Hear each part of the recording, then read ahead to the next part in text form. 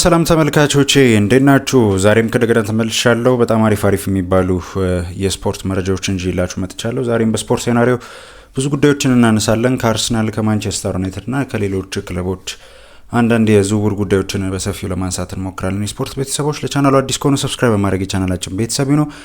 የደወል ምልክቷንም ደግሞ ተጭነው ሁሌ የሚለቀቁትን የስፖርት መረጃዎችን በዚህ ስፖርት ሴናሪዮ በተባለው ቻናላችን ማግኘት ይችላሉ። ሰብስክራይብ፣ ላይክ፣ ሼር እያደረጋችሁ ለሚቀጥሉት ደቂቃት አብራችን ቆዩ።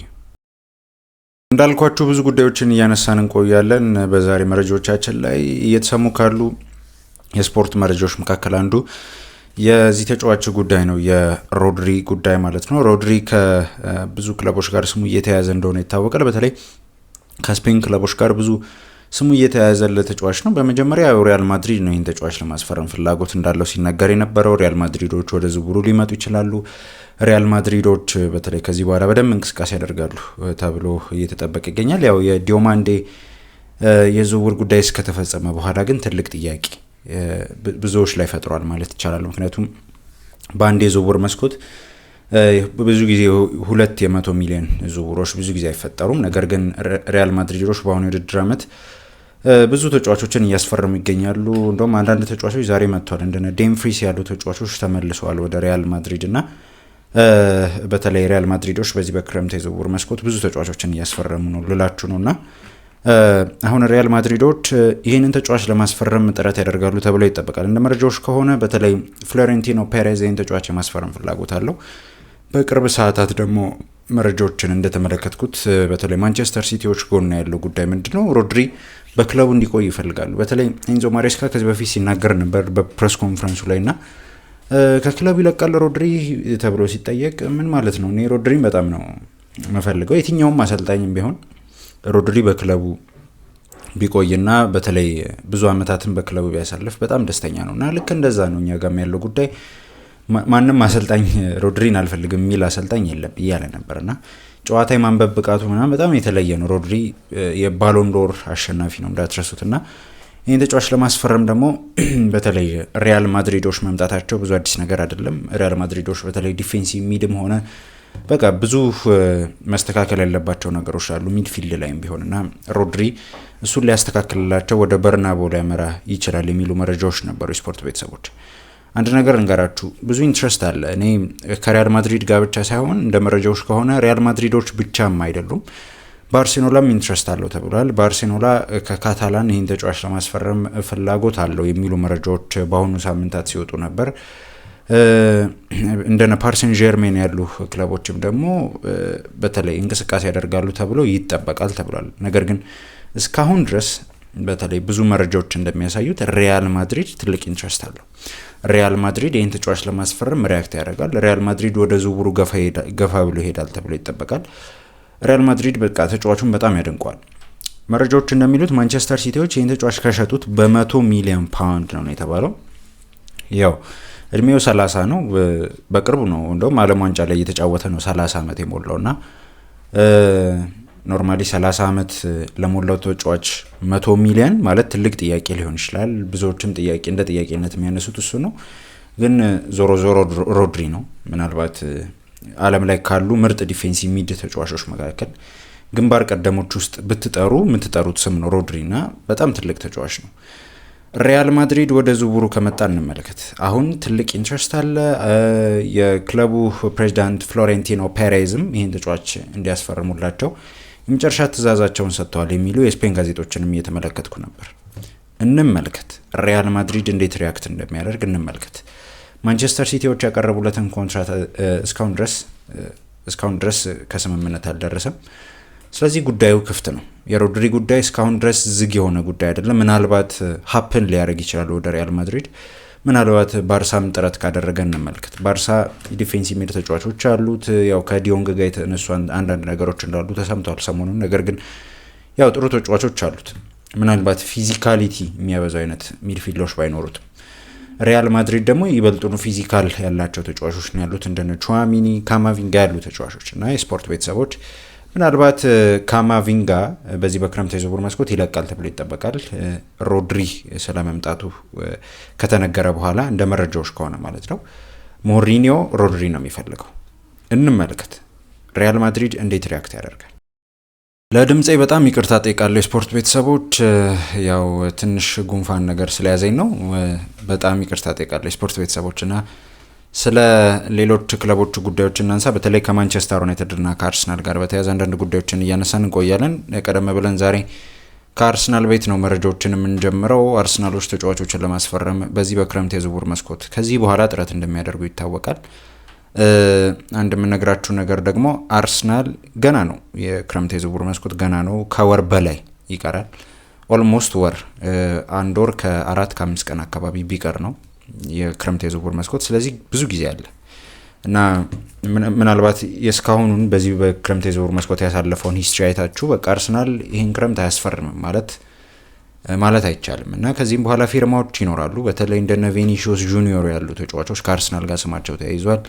እንደነ ብሩኖ ጊማራይሽ ያሉ ተጫዋቾች፣ እንደነ አልቫሬዝ ያሉ ተጫዋቾች ደግሞ የሚያያዙት ስሞች ራሱ የ100 ሚሊዮን ተጫዋቾች ናቸውና አርሰናል አሴ ሲሪየስ ክለብ በዚህ በክረምት የዝውውር መስኮት ሪያክት ለማድረግ ጥረት እያደረገ ነው። ንግግሮች ቀጥለዋል። በተለይ በብሩኖ ጊማራይሽ የዝውውር ጉዳይ እንቀጥላለን። የብሩኖ ጊማራይሽን ጉዳይ ከማንሳቴ በፊት ግን የዚህ ተጫዋችን ጉዳይ እናንሳ፣ የፋቢዮ ቪዬራን ጉዳይ ማለት ነው። ፋቢዮ ቪዬራን ለማስፈረም አንዳንድ ክለቦች ፍላጎት ነበራቸው። ያው ይህ ተጫዋች ከውሰት ከተመለሰ በኋላ በተለይ ላስት ሲዝን በጣም አሪፍ ሲዝን ነው ያሳለፈው በሃምቡርግ በውሰት ተሰጥቶ ተጫውቷልና በጣም እንደ ማጂሽያን ነው የሚያዩት እዛ ክለብ ውስጥ። ምናልባት የጀርመን ሊግን ከተመለከታችሁ በጣም ጥሩ ተጫዋች ነው። በታለንት ደረጃ በጣም ጥሩ ተጫዋች ነው ብዬ የማስበው ተጫዋች ነው ፋቢዮ ቪዬራ። ፕሌቲ ጎል በቅርብ ሰዓታት ምን ብሎ ዘገበ? ፋቢዮ ቪዬራ ሃምቡርግን መቀላቀል ይፈልጋልና የረጅም ጊዜ ኮንትራት ተስማምቷል። አርሰናልና ሃምቡርግ በየቀኑ ንግግር ያደርጋሉ። ሆኖም በቅርብ ጊዜያት ግን ዝውውሩ እድገት አላሳየም ተብሏልና አርሰናል ከተጫዋቹ ሽያጭ 18 ሚሊዮን ዩሮ ማግኘት ይፈልጋሉ። ቪዬራ ክለቦቹ ከስምምነት ላይ እስከሚደርሱ ተስፋ ያደርጋል የሚል መረጃ ነው የወጣው። ተጫዋቹ በጣም ደስተኛ ነው በሃምቡርግ። ሃምቡርጎች መልሰው ቢገዙት ደስተኛ ነው። ሃምቡርጎችም ኢንትረስት እንዳላቸው ያውቃል። ንግግር ተደርጓል። ፐርሰናል ተርምስ ጨርሷል። የቀረ ጉዳይ አርሰናል እና ሃምቡርግ የሚያደርጉት ንግግር ነው። እንጠብቅ ምን አይነት ንግግሮች ሊኖሩ እንደሚችሉ። 18 ሚሊዮን ዩሮ ደግሞ አርሰናል የሚጠይቀው ገንዘብ ነው። ተጫዋቹን የገዛው በ40 ሚሊዮን ዩሮ ነው ከና አዶንሱ ምናምን ተጨምሮ ትዝ ካላችሁ ከፖርቶ ማለት ነውና ምናልባት የሆነ ያህል መክሰር ይጠበቅበታል አርሰናል በዚህ የዝውውር ጉዳይ።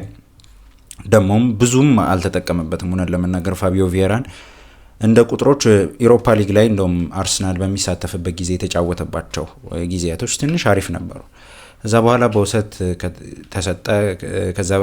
ከዛ በኋላ የነበረው ሲዝን እንደው ቤንች ላይ ነበር ብዙ ያሳለፈው። ከዛ በኋላ ነው በውሰት የሰጠው። ላስት የር አሪፍ ጊዜ ያሳልፈዋል። ሃምቡርግ ወደ ዝውውሩ መጥቷል። ሃምቡርግ ቴብል ላይ ተቀምጧል። ከአርሰናል ጋር በመደራደር ላይ ይገኛሉ፣ ግን ምንም አይነት እድገት አላሳየም። በሚቀጥሉት ቀናት ንግግሮች ይደረጋሉ። አርሰናል ይህን ተጫዋች ለማስፈረም ሃምቡርግ ይህን ተጫዋች ለማስፈረም ገፍቶ ይሄዳል ተብሎ ይጠበቃል። እሺ፣ ከአርሰናል ጋር በተያያዘ ሌላኛውን ጉዳይ እናንሳ። ዛሬ በሰፊው እየተዘገበ ያለን ጉዳይ ነው ማነሳላችሁ። የብሩኖ ጊማራይሽ የዝውውር ጉዳይ ምን አዳዲስ ነገሮች አሉ? እነዚህን በደንብ ዛሬ ብሬክዳውን እናደርገዋለን ማለት ነው፣ ምን አዳዲስ ነገሮች እንዳሉና ብሩኖ ጊማራይሽን ለማስፈረም አርሰናል ንግግሮች እያደረገ እንደሆነ ይታወቃል። ከሱ በፊት ግን ያው ከማንሳቴ በፊት ሁሌ እንደምላችሁ ሰብስክራይብ እያደረጋችሁ ይህንን ቪዲዮ እንድትመለከቱ ጠይቃለሁ። የእናንተ ሰብስክራይብ ነው እኔም በጣም ሞቲቬትድ የሚያደርገኝ፣ በየቀኑ መረጃዎችን እንድሰራ የሚያደርገኝ የእናንተ ላይክ ነው። ዩቲዩብ በተለይ አልጎሪዝሙ ላይክ ካልተደረገ ሰብስክራይብ ካልተደረገ ብዙ ቪዲዮዎች አይንቀሳቀሱም እና የስፖርት ቤተሰቦች ያው ላይክ እንድታደረጉልኝ ሰብስክራይብ እንድታደረጉልኝ ይጠይቃለሁ። በጣም ለእናንተ የትንሽ ሰከንድ ስራ ነው፣ ለእኔ ግን በጣም ትልቅ የሚጠቅመኝ ጉዳይ ነው። ቢያንስ ሰብስክራይብ እንኳን ካላደረጋችሁ ላይክ አድርጋችሁ ይህንን ቪዲዮ እንድትመለከቱ ጠይቃለሁ። ቢያንስ 2000 ላይክ እናስገባው ይህንን ቪዲዮ ስፖርት ቤተሰቦች። እሺ ስለምታደረጉልኝ አመሰግናለሁ። ከዚህ ጋር በተያያዘ ስለ ብሩኖ ጊማራይሽ የዝውውር ጉዳይ ግን በደንብ እናንሳ። ምንድነው ከዚህ በፊት የነበረው ጉዳይ፣ ዛሬስ ምን ተለወጠ የሚለውን ጉዳይ እናንሳ። ከዚህ በፊት እንደተነጋገር ነው አርሰናል ይህን ተጫዋች ለማስፈረም እኔ በጣም ባለፉት ዓመታት ካደረጋቸው የዝውውር ጉዳዮች በተለየ መልኩ ነበር በብሩኖ ጊማራይሽ የዝውውር ጉዳይ እየተንቀሳቀሰ የነበረው። አይሆፕ ይመስለኛልም በተለይ አርሰናል እየሄደበት ያለው መንገድ ለዚህ ተጫዋች ቀጥታ በተለይ ኒውካስትልን አለማግኘቱ ተጫዋቹ ላይ እየተለጠፈ ባለው የተጋነነ ገንዘብ ይመስለኛል አንደኛ ነገር። ሁለተኛ ነገር ደግሞ የብሩኖ ወኪል የብሩኖ ጊማራሽ ወኪል የአርሰናል ደጋፊ መሆኑ ምናልባት እንደ አድቫንቴጅ ቆጥሮት በሱ በወኪሎቹ ጎን የሄደበት ምክንያት ሊሆን ይችላል እና አርሰናል እስካሁን ድረስ አቀረበ የተባላቸው ገንዘቦች አሉ። መጀመሪያ አካባቢ ወደ 55 ሚሊዮን ፓውንድ ቀርቧል አለ ፋብሪዚዮ። ያው ኒውካስትል ጋር ለሚቀርበው እሱም ሲናገር ወኪሎቹ ጋር ነው። ለወኪሎቹ 55 መክፈል እንችላለን ብሏል አርሰናል ብላችሁ ንገሯቸው አይነት ነው። ኒውካስትልም ይህንን ከሰሙ በኋላ 55 አንፈልግም፣ በ55 አንሸጠውም አሉ። ቀጣይ በ65 አርሰናል መክፈል እንደሚችል ለወኪሎቹ ከእንደገና ተናገሩ። ወኪሎቹ አሁንም ከእንደገና ሳወቋቸው ኒውካስትሎች ውድቅ አደረጉ። በስተመጨረሻ ባለፈው ሳምንት 70 ሚሊዮን ፓውንድ አርሰናል አቀረበ ተባለ። ለብሩኖ ጊማራሽ የዝውውር ጉዳይ ማለት ነው። 70 ሚሊዮን ፓውንድ የስፖርት ቤተሰቦች አቅርቧል ተባለ። ያቀረበው አሁንም ለኒውካስትል አይደለም፣ በወኪሎቹ በኩል ነው። እነዚህ ሶስት ጥያቄዎች አሁንም በኒውካስትል ውድቅ ተደርገዋል። ኒውካስትሎች እንደ መረጃዎች ከሆነ በተለይ ሃንድ ኦፍ አርሰናል ባለፈው ሳምንት ምን አለ፣ ለተጫዋቹ አሁን እየጠሩ ያሉት ገንዘብ በተለይ ለአርሰናል ሲነግሯቸው መልሰው ከ80 እስከ 85 ሚሊዮን ፓውንድ፣ በዚህን ያህል ገንዘብ ካልመጣችሁ ይህንን ተጫዋች አንሸጠው ነው ሀሳባቸው። ፋብሪዚዮ ሮማኖ እሁድ ዕለት ተገኝቶ ምን አለ፣ ይሄ ሳምንት ፋናላይዝ ሊደረግ ይችላል ይህ ዝውውር። ይሄ ሳምንት አርሰናል ይህን ተጫዋች ለማስፈረም በደንብ አታክ የሚያደርግበት ሳምንት ነው እና ብሩኖ ጊማራይሽን የሚያገኘው ከሆነ የሚያገኘው ደግሞ በዚህ ሳምንት ይመስለኛል። በቃ ዝውውሩ ላይ በደንብ ገፋ ብሎ ለመሄድ አቅዷል ብለው ነበር የተናገረው ፋብሪዚዮ ሮማኖ። እና በቅርብ ሰዓታት እንደወጡ መረጃዎች በተለይ ታማኝ የሚባሉ ጋዜጠኞች ናቸው እነዚህን መረጃዎች እያነሱ የሚገኙት። አመሻሽ ላይ ከፋብሪዚዮ ሮማኖ ሌላ መረጃ ጠብቃለሁ፣ ያነሷል ብዬ አስባለሁ ዛሬ። ምክንያቱም የብሩኖ ጊማራሽ ጉዳይ ያነሳበትን መረጃ ትዊተር ላይ ያው ትዊት ነው የሚያደርጉት፣ እሱ መረጃው ላይ እሱን ሪፖስት አድርጎታል በቅርብ ሰዓታት እንደተመለከትኩት ማለት ነው። ስለዚህ እንቅስቃሴዎች ሲኖሩ ነው ብዙ ጊዜ ሪፖስት የሚያደርጋቸው እና ምን አለ ቤን ጃኮብስ ምን አለ፣ ኒውካስትል የተጫዋቹን ጊማራሽ የወደፊት እጣ ፈንታ በተመለከተ በፍጥነት ግልጽ እንዲሆን ይፈልጋል ብሏል። ከ65 ሚሊዮን ፓውንድ ከፍ ባለ ዋጋ ስምምነት ላይ ለመድረስ የሚደረጉ ንግግሮች ጥሩ መሻሻል እያሳዩ ይገኛሉ። ዛሬ እንደተሰማው ከሆነ ለመጀመሪያ ጊዜ አርሰናል ቀጥተኛ ግንኙነት አድርጓል ከኒውካስትል ዩናይትድ ጋር። ትልቅ የሚባል ንግግር አድርጓል ከኒውካስትል ጋር። እንደተባለው ከሆነ ደግሞ ያው ሃንድ ኦፍ አርሰናል እንዳለው ብዬ ነግሬያቸዋለሁ። ከ80 እስከ 85 ነው የሚፈልጉት። አርሰናል ለመጨረሻ ጊዜ በወኪሉ በኩል ያቀረበው ገንዘብ 70 ሚሊዮን ፓውንድ ነው። ስለዚህ ልዩነቱ ምን ያህል ነው ማለት ነው?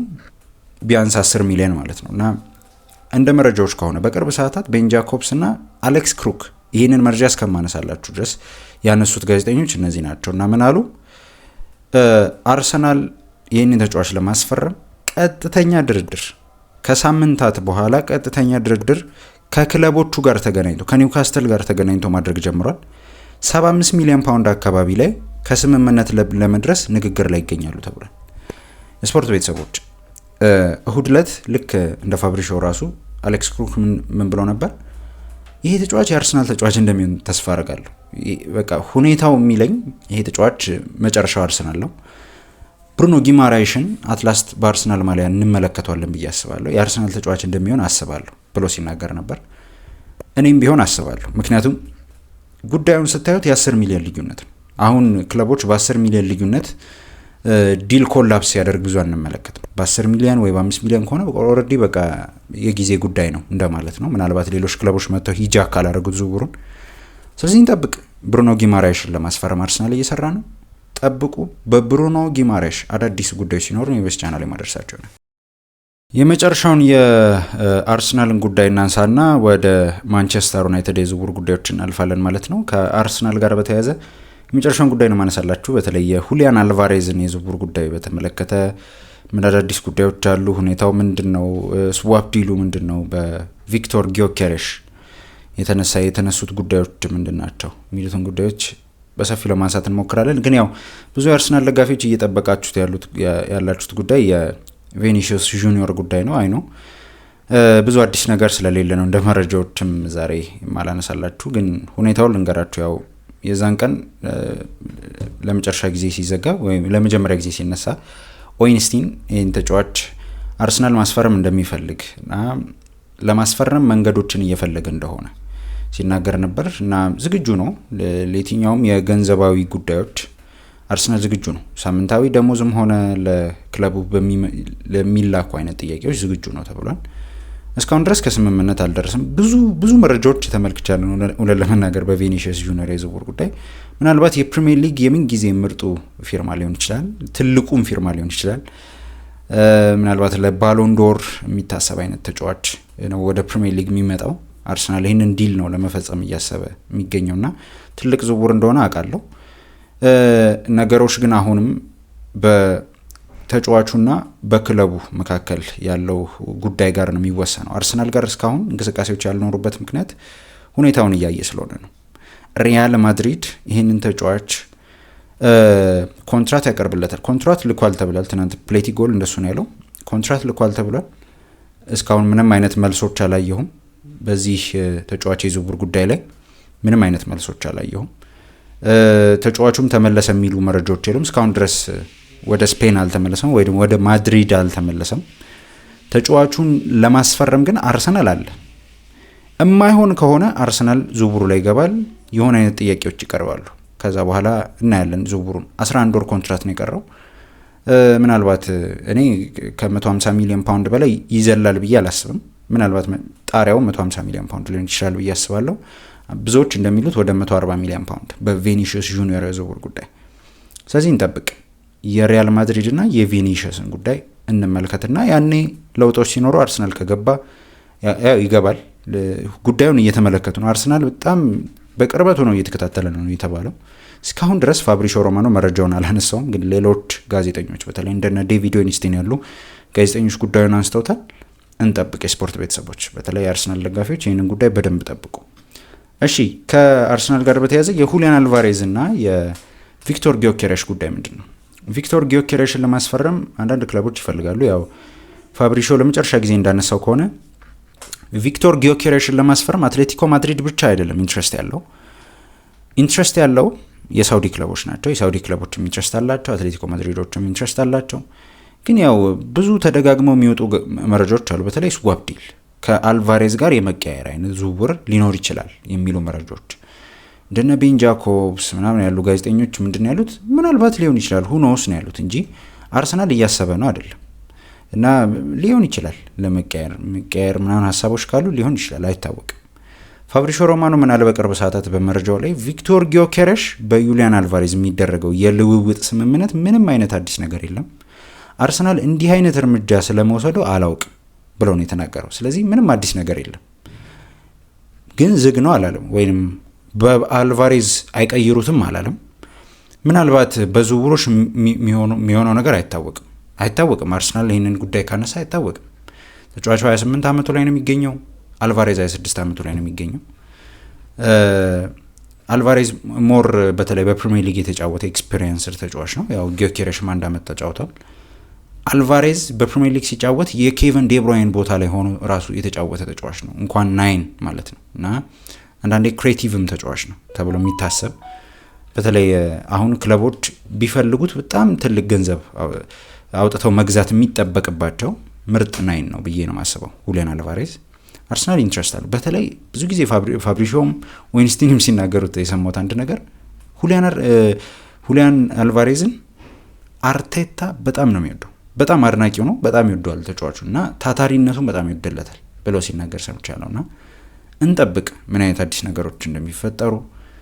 የቪኒ ጉዳይ ከሆነ የዚህ ተጫዋች ጉዳይ አይሆንም በሚል ነገር አላምንም፣ ግን ያው አይታወቅም ስላችሁ ያው 2 ጊዜ ቅድም በሪያል ማድሪድ ጉዳይ ላይ እያነሳ ነው ነበር።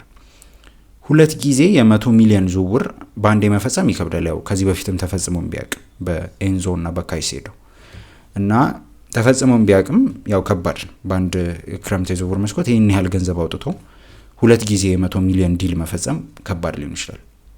ምናልባት ግን ጣልቃ ከገባ አንድ ተጫዋች ምናልባት ቪክቶር ጊዮኬሬሽ ዝውውሩ ላይ ከገባ ያው ሊቀል ይችላል፣ ወይ 50 ሚሊዮን ምናምን ማውጣት ሊጠበቅበት ይችላል። አርሰናል እንጠብቅ። አርሰናል በዚህ ጉዳይ ላይ ለውጦች የሚያደርግ ከሆነ እንጠብቅ። ግን እስካሁን ድረስ አዲስ ነገር የለም። አርሰናል ግን ኢንትረስት አለው።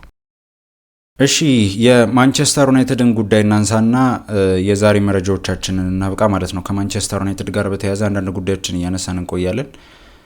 ያው እንዳለ መረጃዎች ከማንቸስተር ዩናይትድ ጋር በተለይ ሶስተኛው ሚድፊልድ ላይ ነው የቀሩት ብዬ ነው ማስበው። በተለይ ማንቸስተር ዩናይትዶች ሁለት ሚድፊልድ አስፈርመዋል አይደል? ጥሩ ሚድፊልዶችን አግኝቷል። በጣም ጥሩ የሚባሉ አንድሬ ሳንቶሽ እና ቲለማንስ። ግን አሁንም ሚድፊልድ መጨመር ይፈልጋል ማንቸስተር ዩናይትድ። ይሄ ግልጽ ጉዳይ ነው እና የብዙ ተጫዋቾችን ጉዳይ እየተመለከተ ነው። እየተመለከታቸው ካሉ ተጫዋቾች መካከል ደግሞ አንዱ ይህ ተጫዋች ነው ወይም ታይለር አዳምስ ነው። ታይለር አዳምስን የማስፈረም ፍላጎት አለው የሚሉ መረጃዎች መበራከት ጀምረዋል። እውነትም ይመስለኛል። ምክንያቱም እንደና አሌክስ ክሩክ ያሉ ጋዜጠኞችም ይህንን ጉዳይ አንስተውታል። ታማኝ ነው፣ ባይዘው በጣም ታማኝ ጋዜጠኛ ነው አሌክስ ክሩክ እና በቅርብ ሰዓታት ዛሬም ደግሞ ከጠዋት ጀምሮ ብዙ ጉዳዮችን ሲያነሳ ነበር በዚህ ተጫዋች የዝውውር ጉዳይ ላይ ማለት ነው። ወይንም ታይለር አዳምስን ለማስፈረም በሚደረገው ጉዳይ ላይ ማለት ነው። ቦርንማውዝ ለታይለር አዳምስ እስከ 35 ሚሊዮን ፓውንድ ለመቀበል ፈቃደኛ መሆኑን የሚገልጹ ዘገባዎችን የክለቡ ምንጮች አጣጥለውታል አለ።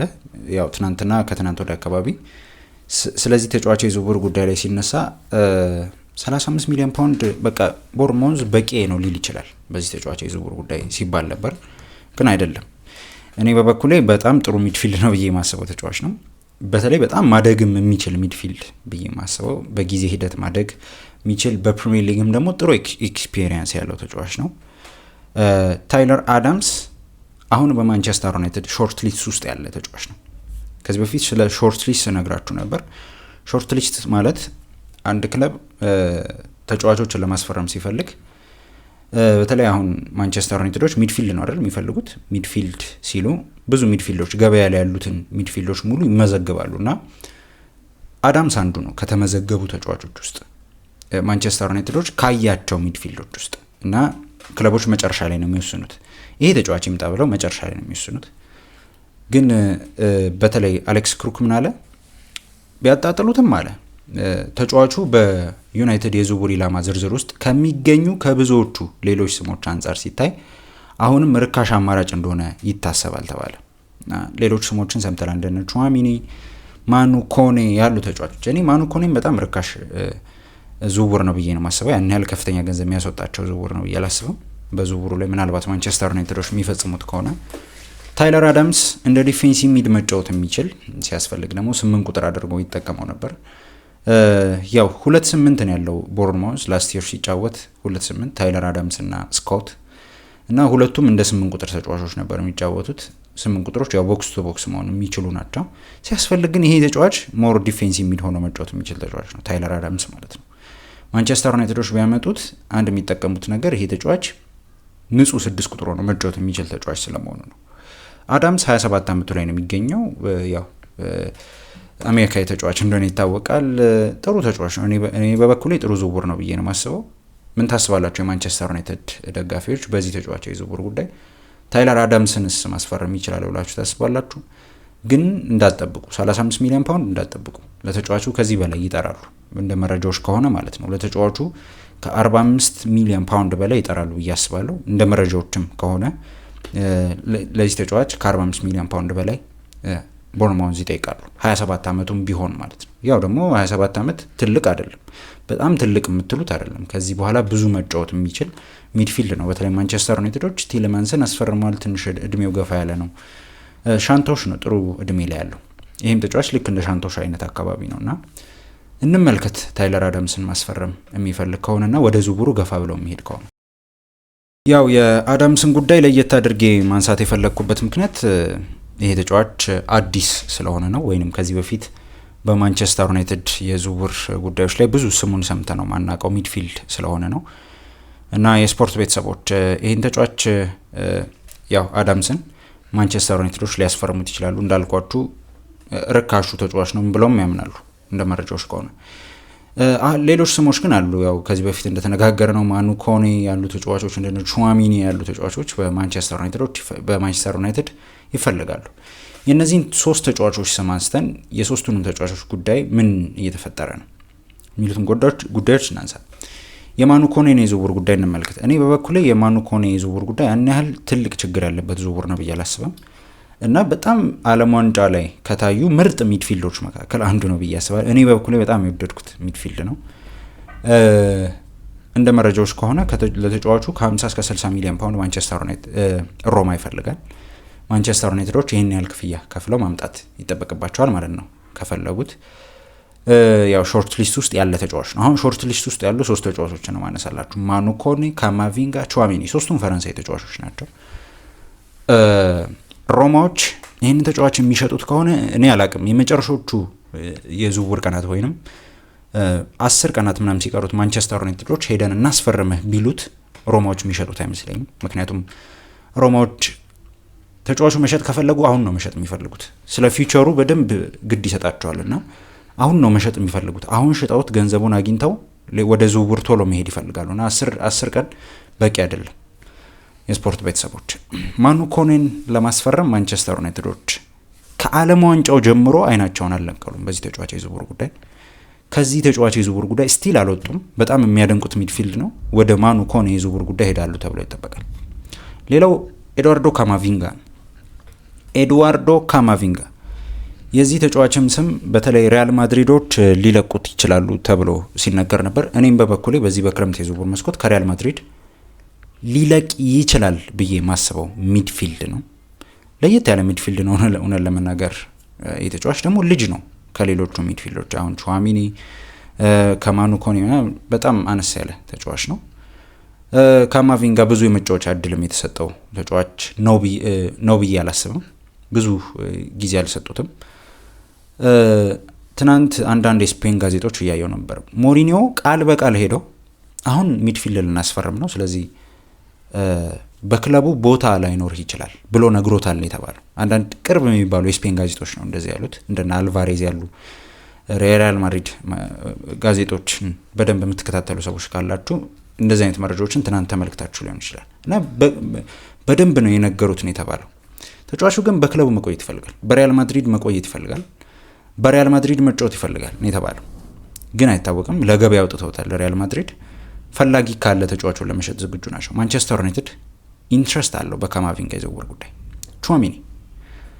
በቹዋሚኒ የዝውውር ጉዳይ አሌክስ ክሩክ በቅርብ ሰዓታት ምን ብለው ነበር?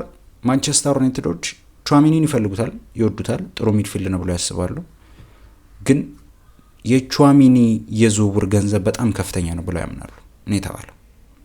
ስለዚህ የቹዋሚኒ የዝውውር ጉዳይ አሁን ከነገርኳችሁ የዝውውር ጉዳዮች አንጻር የቹዋሚኒ የዝውውር ጉዳይ የመሆን እድሉ ጠባብ ነው ብላችሁ ነው። ማንቸስተር ዩናይትዶች በዚህ በክረምት የዝውውር መስኮት ከጥራት ብዛት ላይ ያተኮረ የዝውውር ጊዜ ነው እያሳለፉ የሚገኙት። ምናልባት ከአርሰናል ጋር የባለፈው ዓመት የአርሰናል የዝውውር መስኮትን ከተመለከታችሁ ልክ እንደዚህ ነው ብዬ ነው ማስበው። ያው ብዛት ላይ ማተኮርም አለባቸው፣ ምክንያቱም ኔክስት ይር በቻምፒየንስ ሊግ ስለሚሳተፉ ተጫዋቾችን ማስፈረም ይኖርባቸዋል። ቹዋሚኒን ከፍተኛ ገንዘብ የሚጠየቅ ከሆነ ማንቸስተር ዩናይትዶች ይህን ተጫዋች የማስፈረም እድላቸው ጠባብ ነው ተብሎ ይታሰባል። አሌክስ ክሩክ የማንቸስተር ዩናይትድ ሰዎች ለቹዋሚኒ የተጠራው ገንዘብ በጣም ውድ ነው ብለው ራሱ ለሪያል ማድሪድ ነግሯቸዋል ነው ያለው። እና እንጠብቅ፣ ምናልባት ሪያክት ካደረገ ማኑ ኮኔ ከሆነ ወይ አዳምስ ከሆነ ወይ ካማቪንጋ ከሆነ ወይ ደግሞ ቹዋሚኒ ከሆነ እንጠብቅ። ግን እነዚህ ስሞች አሁንም ከማንቸስተር ዩናይትድ ጋር ተደጋግመው እየተነሱ ይገኛሉ። የመጨረሻውን የማንቸስተር ዩናይትድን ጉዳይ እናንሳና እናብቃ ማለት ነው። የስፖርት ቤተሰቦች ከማንቸስተር ዩናይትድ ጋር በተያዘ የጆሹዋ ዚርክዚ ጉዳይ ምን ላይ ደርሷል የሚሉትን ጉዳዮች ለማንሳት እንሞክርና እናብቃ ማለት ነው። ጆሹዋ ዚርክዚ ከማንቸስተር ዩናይትድ የመልቀቅ እድል ሊኖረው ይችላል ተብሏል። በዛውም ልክ ግን ሊቆይም የሚችልበት ሰፊ እድልም አለ። በዚህ በክረምት የዝውውር መስኮት ማንቸስተር ዩናይትዶች አጥቂ ያስፈርማሉ ብዬ እኔ በግሌ አላስብም። ሮብ ዳውሰን በቅርብ ሰዓታት መረጃዎችን ሲያነሳ ዩቬንቱስ ጆሹዋ ዚርክዚ ለማስፈረም ከፍተኛ ፍላጎት አለው። ማንቸስተር ዩናይትድ ለተጫዋቹ የሚቀርቡ ጥያቄዎችን ለማዳመጥ ዝግጁ ሲሆኑ ተጫዋቹን በቋሚ ሽያጭ መልቀቅ ይመርጣሉ ነው የተባለው። ጁቬ በበኩሉ ተጫዋቹ ለውድድር ዘመኑ በውሰት ወስዶ በኋላ ግዴታ የመግዛት ውል ባለው የውሰት ውልን ጨምሮ ሁሉንም አማራጮች በመመልከት ላይ ይገኛል ተብሏል። ያው ጁቬ ብቻ አይደለም፣ ሮማ የዚህ ተጫዋች አድናቂ ነው። ሮማ ይህን ተጫዋች ማስፈረም ይፈልጋል። በዛውም ልክ ግን ጁቬ እንዳትረሱ፣ ጁቬ ይህን ተጫዋች ማስፈረም ይፈልጋል። የቆየ ስም ነው ጁቬንቱስ። ስቲል ግን አሁንም ጁቬ ይህን ተጫዋች ለማስፈረም ጉዳዩን ኤክስፕሎር እያደረገ ነው ወይም እየተመለከተ ነው፣ መንገዶችን እየፈለገ ነው። ማንቸስተር ዩናይትዶች ጋር ያለው ጉዳይ ምንድን ነው? ማንቸስተር ዩናይትዶች ይህንን ተጫዋች ካስፈረሙ ያው ታውቃላችሁ ግዴታ ነው ናይን ማስፈረም። ሼሽኮ ብቻ ነው የሚሆነው። ስለዚህ የሼሽኮ ቤንች ማን ነው? ትልቅ ጥያቄ ነው። ኔክስት ይር ያው እንዳልኳችሁ ቻምፒየንስ ሊግ ይሳተፋል፣ ብዙ ውድድሮች ላይ ይሳተፋል ማንቸስተር ዩናይትድ። ስለዚህ ተጫዋች ያስፈልጋቸዋል። ማንቸስተር ዩናይትዶች ተተኪ ይፈልጋሉ በጆሹዋ ዚርክዚ የሚሸጡት ከሆነ በቃ ተተኪ ያስፈልጋቸዋል። ይህንን ጉዳይ ያውቃሉ። ግን ማንቸስተር ዩናይትዶች ለገበያ ያወጡት ተጫዋች ነው ጆሹዋ ዚርክዚ። ለገበያ የወጣ ተጫዋች ነው። ገዢ ከተገኘ ለመሸጥ ዝግጁ የሆኑበት ተጫዋች ነው። እንጠብቅ ነገሮች እስኪቀየሩ፣ ወይ ደግሞ ማንቸስተር ዩናይትዶች በቃ ይሄ ተጫዋች ይቆያል እስከሚሉ ድረስ እንጠብቅ፣ ወይ ደግሞ ሙቭመንቶች ካሉ ወይ ጁቬ ከመጣ ወይ ሮማ ከመጣ እንመልከት። እስካሁን ድረስ ያለው ጉዳይ ግን ጁቬ ማስፈረም ይፈልጋል፣ ሪያክት እያደረገ አይደለም። ማንቸስተር ዩናይትድ ደግሞ ለገበያው አቅርቦታል። ተመልካቾቼ የዛሬ መረጃዎቼ እነዚህን ይመስሉ ነበር። አሪፍ የሚባሉ የዝውውር ጉዳዮችን አንስቻለሁ። ከማንቸስተር ዩናይትድ ጋር በተያያዘ ብዙ ስሞችን አንሳን፣ ከአርሰናል ጋር በተያያዘ ስለ ቪኒ ጊማራሽ እና ሌሎች ስሞችን ለማንሳት ሞክረን ነበር። የስፖርት ቤተሰቦች ለቻናሉ አዲስ ከሆኑ ሰብስክራይብ በማድረግ የቻናላችን ቤተሰብ ነው። ደወል ምልክቱንም ደግሞ ተጭነው ሁሉ የሚለቀቁትን የስፖርት መረጃዎችን በዚህ ስፖርት ሴናሪዮ በተባለው ቻናላችን ማግኘት ይችላሉ። በጣም አዲስ ቻናል ነው። የስፖርት ቤተሰቦች ሰብስክራይብ፣ ላይክ፣ ሼር ያደረጋችሁ አብራችሁ ስለቆያችሁ አመሰግናለሁ። ያላደረጋችሁ ደግሞ እያደረጋችሁ ይህንን ቪዲዮ እንድታበቁ ጠይቃለሁ። በቀጣይ ቪዲዮ ደግሞ እስከምንገናኝ ስፖርት ቤተሰቦች ቸር ሰንብቱ።